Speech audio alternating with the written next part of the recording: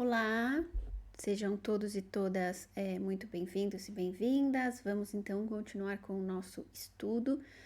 Nós tínhamos saído, o nosso ponto de partida nessa parte do programa foram as tiradas lineares, as tiradas com 3 cartas, Nós fomos aprendendo a construir essa frase de maneira mais fluida, Trabalhamos com tiradas específicas, do sim e não, com uma proposta bastante interessante, com a tirada da alma, mente e corpo, enfim, e outras que nos ajudaram a entender essa lógica, das combinações e da construção dessa narrativa a partir das 3 cartas, Então agora o próximo passo qual é?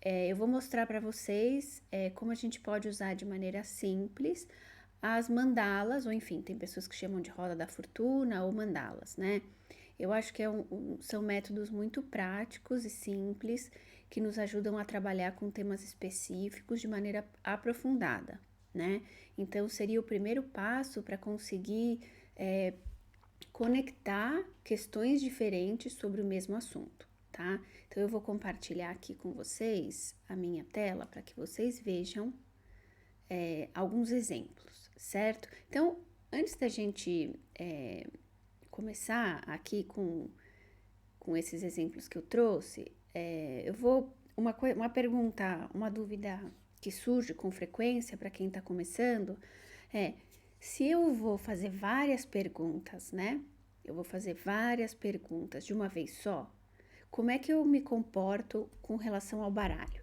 O que isso quer dizer?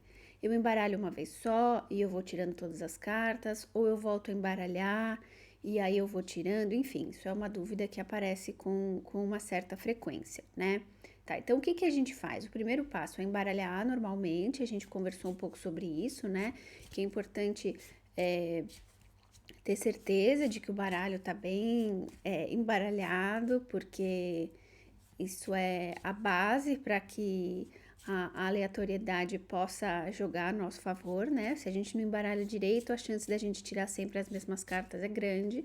Isso pode comprometer o nosso jogo e a nossa interpretação, Então a gente embaralha bem.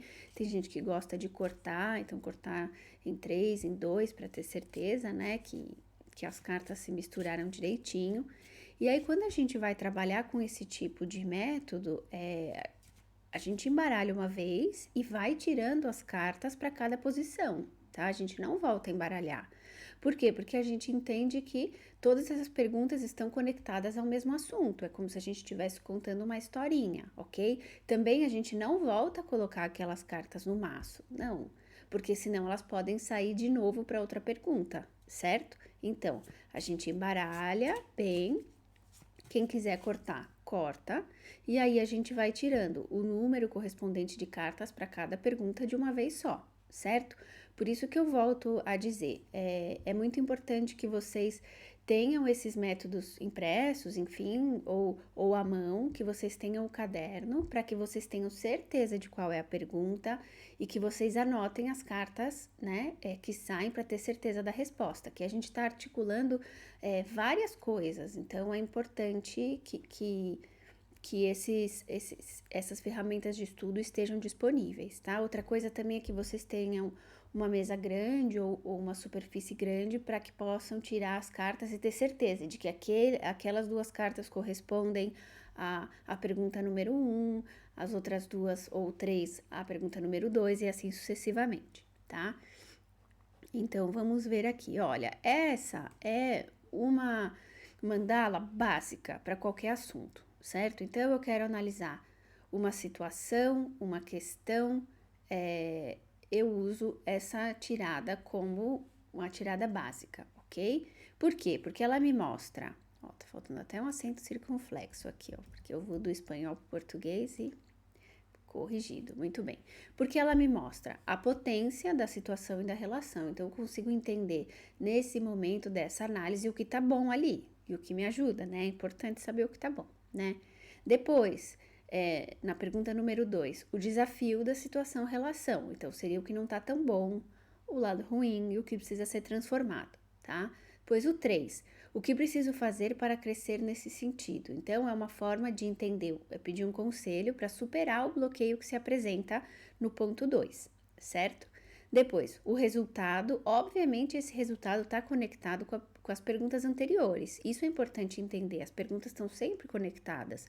Então, é o resultado dos meus esforços, se eu levar em consideração o que saiu nos outros 3 pontos. Então, né, se eu pedir um conselho, o que preciso fazer para crescer nesse sentido, o resultado tem a ver, ele considera que eu fiz, ok?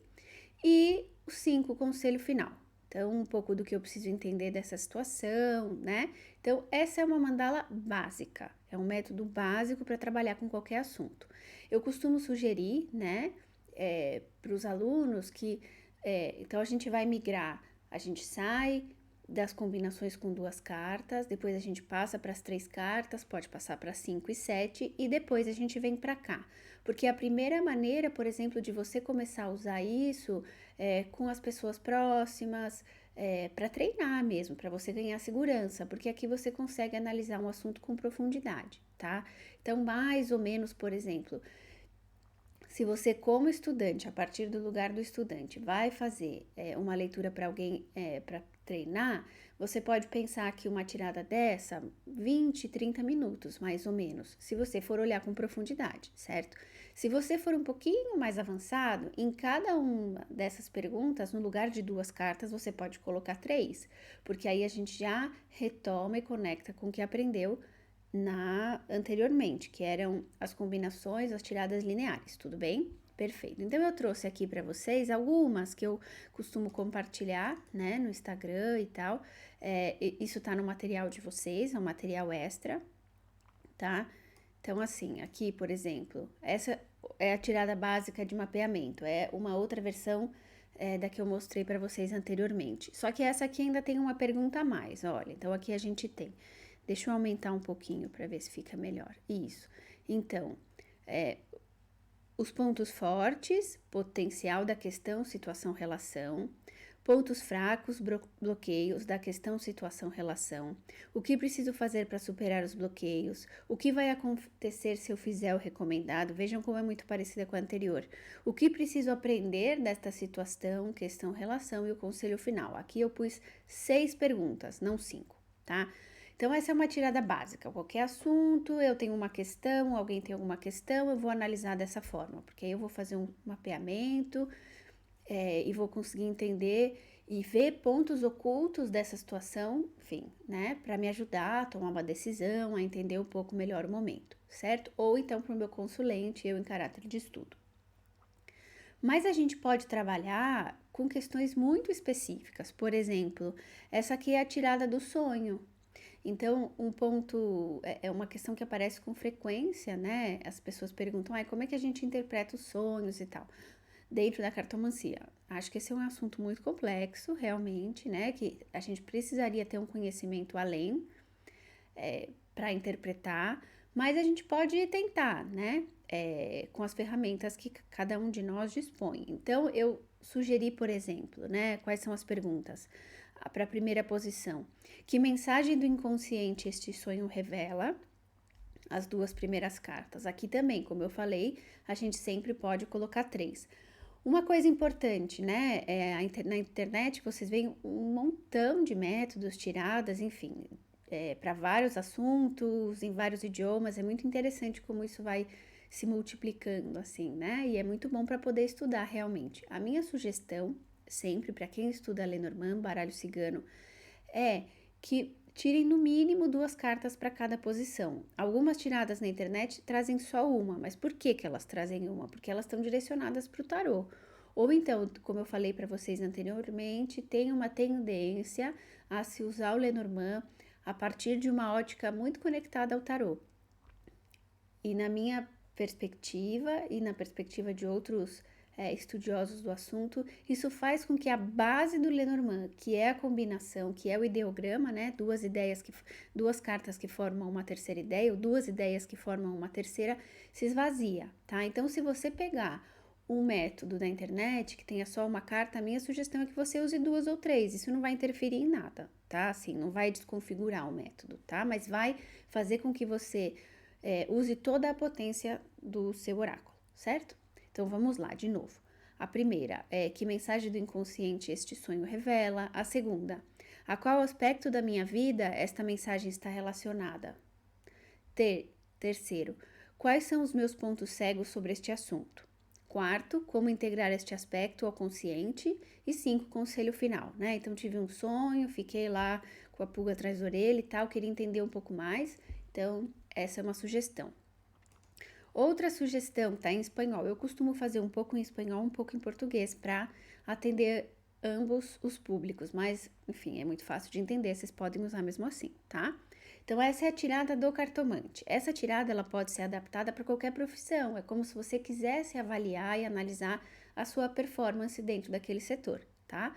Então, a primeira pergunta é: qual é o meu ponto forte como profissional, né? Daquela área, como cartomante.